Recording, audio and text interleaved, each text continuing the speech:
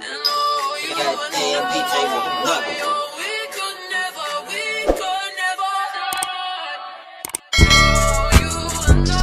How you doing, man? I'm good, man. How are you? I'm doing pretty good, bro.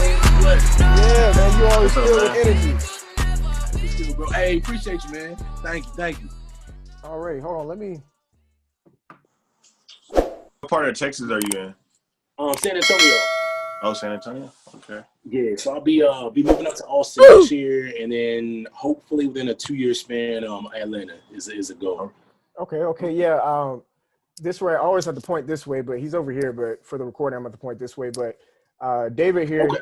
he's like my fill-in co-host. My actual co-host is in North Carolina right now for his birthday, so he couldn't Okay. make it here. But yeah, this is like my fill-in co-host. This is my coworker as well, and For so sure. Nice to meet you, dude. Nice to meet you. and he's I'm from from Texas Texas. as well. Houston. Okay. Yep. Yeah, man. Got that H-Town. Houston. Okay. Yeah, but yeah, Texas weather is bipolar.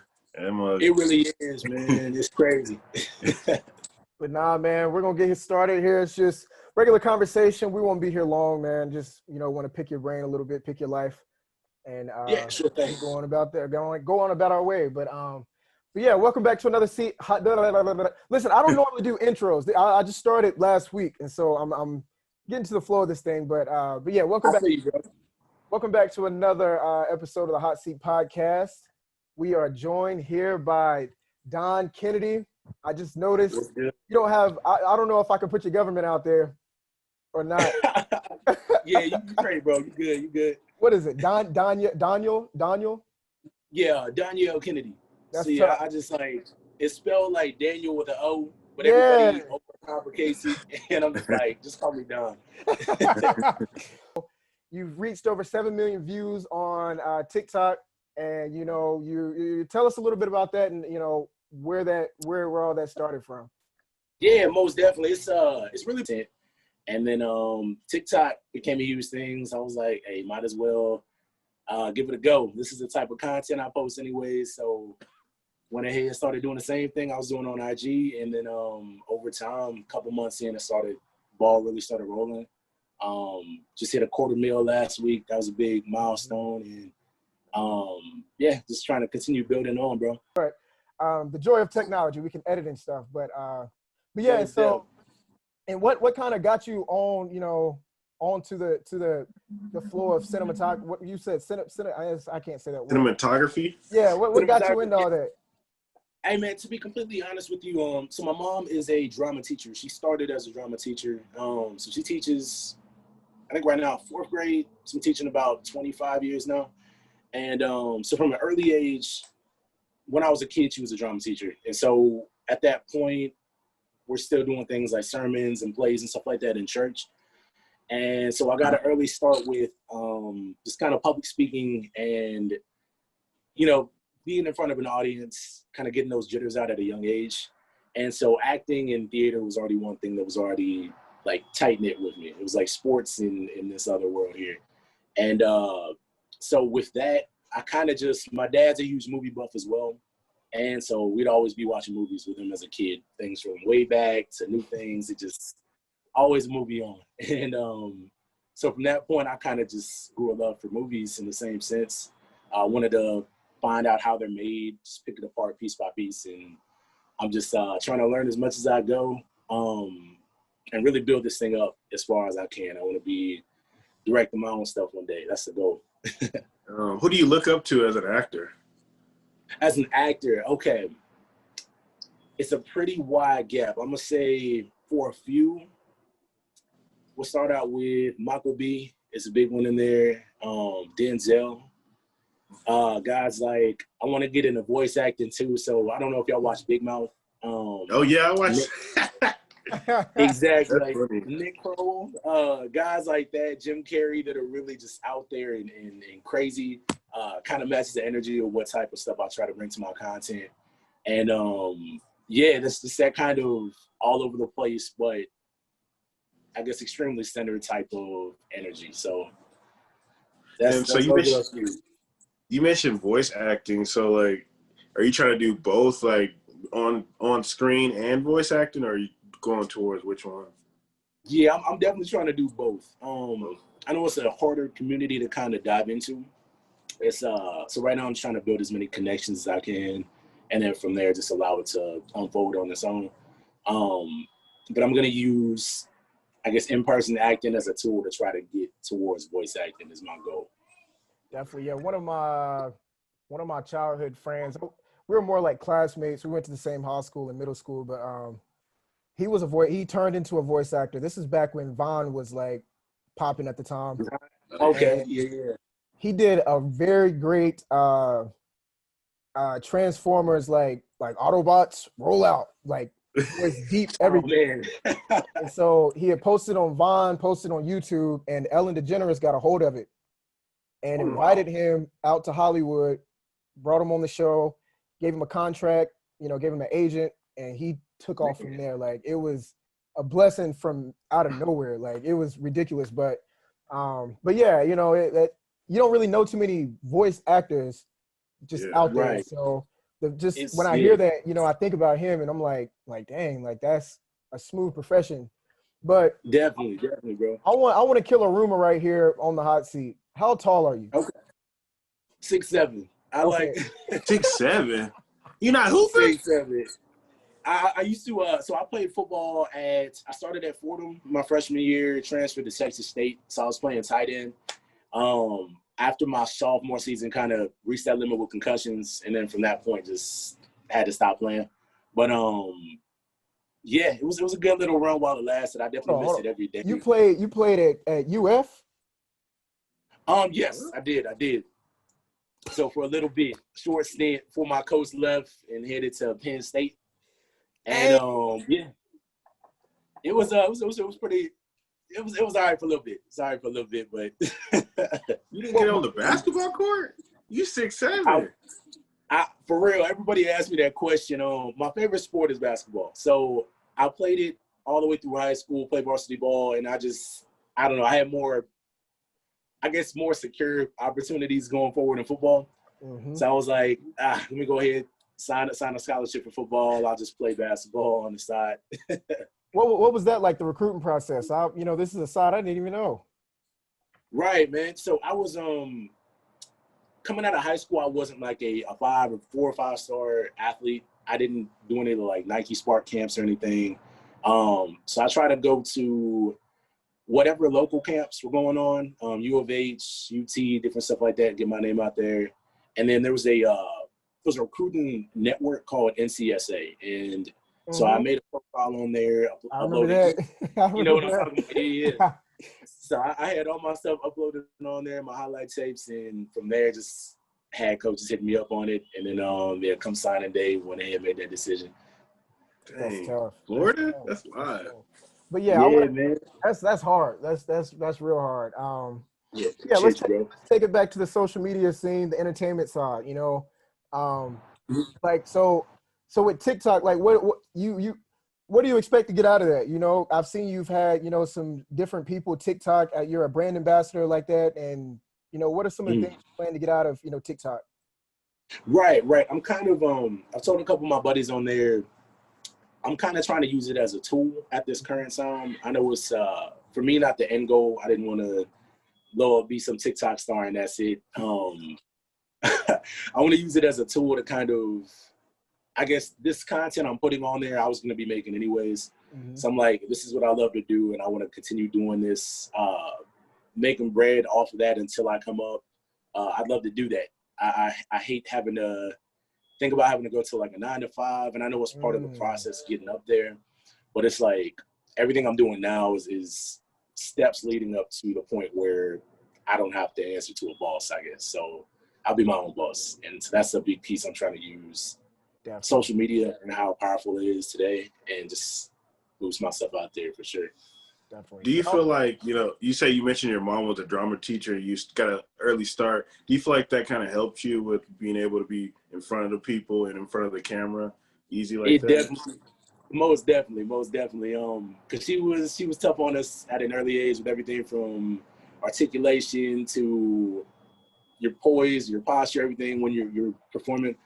We'd have these like 15-page sermons we'd have to memorize for our youth days. And so whenever it was our turn, me and my brother, my mom would have us sit down with the whole printed out thing every day when we got home from school, and we'd have to recite each page. And the Lord saith unto you, no. A little clearer now.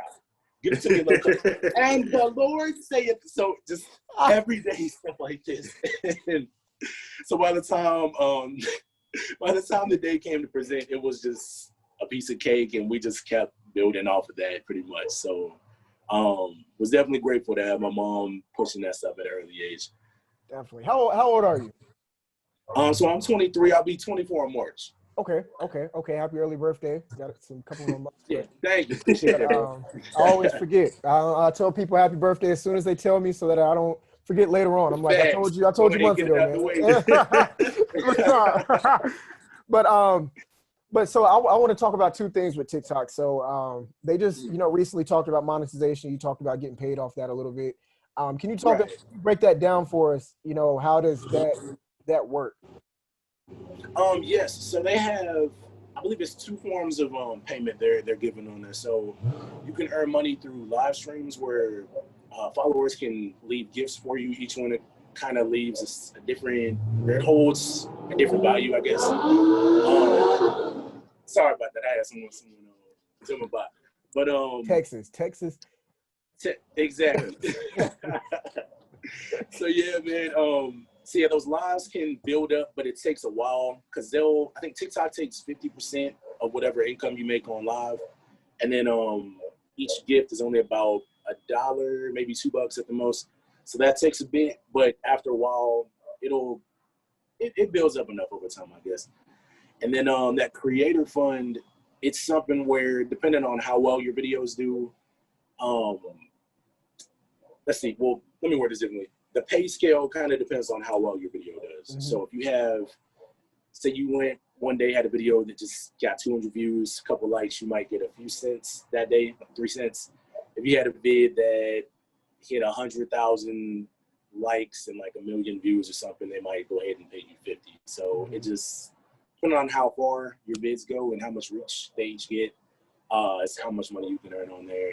And I think like just under 900 of the stuff I've built on there. So it's a good little side hustle or passive income. And yeah, man.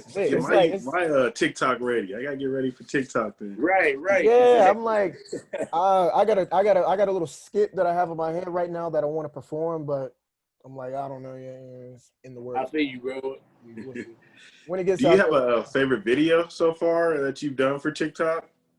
I say, okay, so I came out with these All-American videos earlier this year. And see, hold on, before you get started, it's kind of to piggyback off that question. Okay. What video was it that kind of like sparked it? And right. That's how I found you months ago. Like, bro. It was off the All-American videos? Yeah, I think it was the first All-American video is what got that ball rolling. I was at about, I think 30,000 followers at the point, just off of small skits. And then I had binged it. So I hadn't been watching All-American season 1 or 2 on TV at all. I was like, once I get some time away from school, I'm gonna sit down and just binge the whole thing. And I love the show, but there were a lot of parts that I could pick apart and kind of just make really, really funny. So I was like, let me go ahead and do this and just make my own parody on the side. And so yeah, after that first Spencer one in my garage, everything else just started soaring. The followers started coming in by the thousands, and it just, yeah, that's the one that got the ball rolling. Man, that was so funny because it's like, I appreciate you, bro. It like that show is so dramatic, and you hit it with teeth so perfect. Like, I was in the floor. You ain't send it to me, Malik? Bro, you ain't send it to me? It's been a minute. It's been a while. I need to have to go find it. I gotta look you up, man. I gotta watch it. And I've sent it to you. For sure, I appreciate you, man. But yeah, it was friends that sent it to me, and I was weak, super weak. But yeah, I mean, you've definitely, you've kept the ball rolling. It's like, it's not like you did the videos and you just fell off. Like, you kept it going, and I've just been watching your trail this whole time. And another funny one that you dropped was a couple of days ago on the 21st with the the hand with the superpowers. Oh snap! Yeah, yeah. he said, he said, yeah, these black people. Yeah, I'm paraphrasing, but it was basically Yeah. all the black people thought they were gonna get powers, and Right, right. he had the whatchamacallit hand on from what's The the From gauntlet. the egg nah, gamer. yeah, from the Yeah. I gotta go Hold watch. on, I I gotta gotta go throw a catch up. Thanos one out there. I gotta do one. oh, I man, need to go catch up and watch these. For yeah. sure, bro. Well, what's the clout been like behind this? Like, has it been like an increase, or is it kind of the same? Like, you got fans, like. Right. It's okay, so I haven't been able to gauge fully like in person just due to like the pandemic. I'm like, that's been one crappy part. There are a lot of I guess TikTok has this thing. They invited me to like the Black TikTok community, and it's like a sub community of TikTok. So they'll send little merch packets, and different brands will collaborate with them, send packages through. So it's been a really, really big blessing with that. There are things they have every year, like events they hold for Black TikTok in like LA and Georgia, I believe. And just because of the pandemic, a lot of that's been cut. So opportunities like meet and greets and different things like that have all just been non-existent. And so, yeah, it's been cool, like on a social media basis. This has definitely been like I hate considering people like fans. I usually will say supporters, but it's been a good supporter base that's grown from that point, though, for sure. Have the girls been shooting their shots? There have been some, like, I got my lady, but there's still some that go ahead and shoot anyways. So, yeah. I'm about to get the Defensive Player of the Year award this year. Do you feel like with the like meet and greets? I feel like, what do you feel like with the meet and greets? Like, you feel like you might be at the 1 million mark by now? I think so. I feel like if I were able to collaborate and meet up in person with some other big creators and just kind of collab, I feel like I might have had a chance to hit 1 million this year. So that's my goal going into 2021. Make sure I finish out that year with at least 1 million. And but yeah, it definitely, those meetups I feel like definitely could have been some really big tools to help propel that forward. Is there any Black creators or anybody TikTokers that you want to collab with in the future? Right. Let's see. I'm gonna have to say there's a guy named Callion Fox. He's more so a YouTuber. It's a mixture between anime stuff and kind of like my content. So I say those guys. RDC World is definitely another dude. Love those dudes. They're right up the road now. And they had I had talked to one of the guys recently about a skit they're doing. I think it was Avatar: The Last Hoodbender. They're doing a part 3. And so I've been talking about casting with one of their guys, Ben. And so that'd be a big opportunity I'm looking forward to. Other than that, really, I don't know if y'all know Lena Kazim or Beanard. Yeah, bro, I know all. Yeah. Right. So that group as well. I guess one of my good friends through social media. Oh, what's up, bro? No, I was saying I hate they kind of like broke up and stopped the videos. I'm like, it's crazy how growing up will change things, man.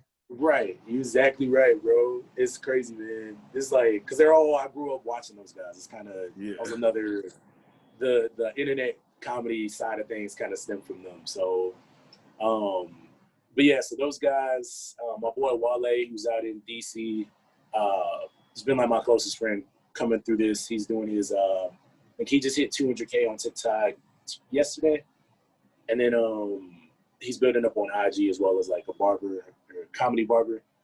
And so yeah, so those are like the core guys I want to continue building with and shooting for the moon with. I'll be lit if I see you on an RDC World video. I watch all those. Sure. DK, that's DK. But no, yes, but for like up and coming TikTokers or people who can't quite find the recipe for success on TikTok, what are some tips that you would give them? Like, maybe hashtags or or, you know, Right. content that you post? Like, what are some tips that you would give them? I'm gonna say, let's see, off the top of my head, I've got three. I'm gonna say the first one, most importantly, I'll get questions about virality, how I get my vids to go big a lot, and I try to stay consistent. I say consistency is a key. The more you post, the more opportunities you have for a video to blow up and get to places you may not have expected.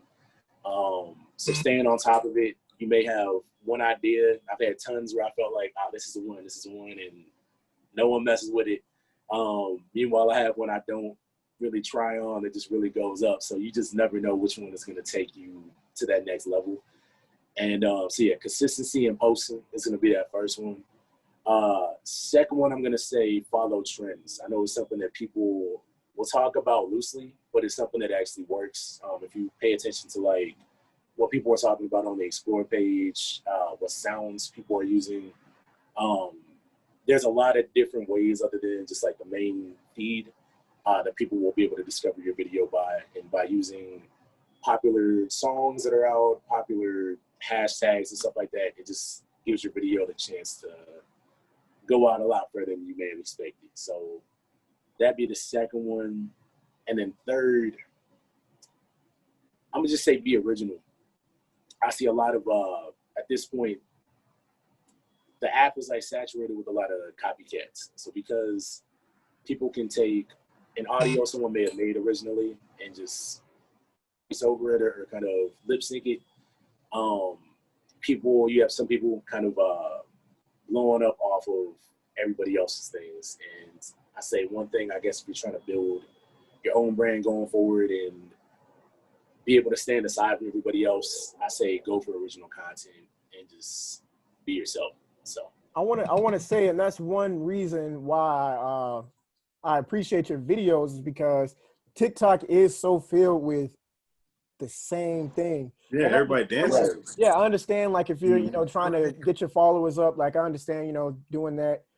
But it's like off rip when, like I said, when I found you for doing the skits with All American, it was something different. It was funny. Like, and then now, like every time I see you post, it's like you might post like a trend here and there, but like it's always something new. It's something that I haven't seen the 100,000 other TikTokers like putting out there, like dancing or crazy dance or something. Like it's always like a skit or something that you put together, and I'm like, bro, how the heck did he even come up with that idea? Like, and, I appreciate you, man.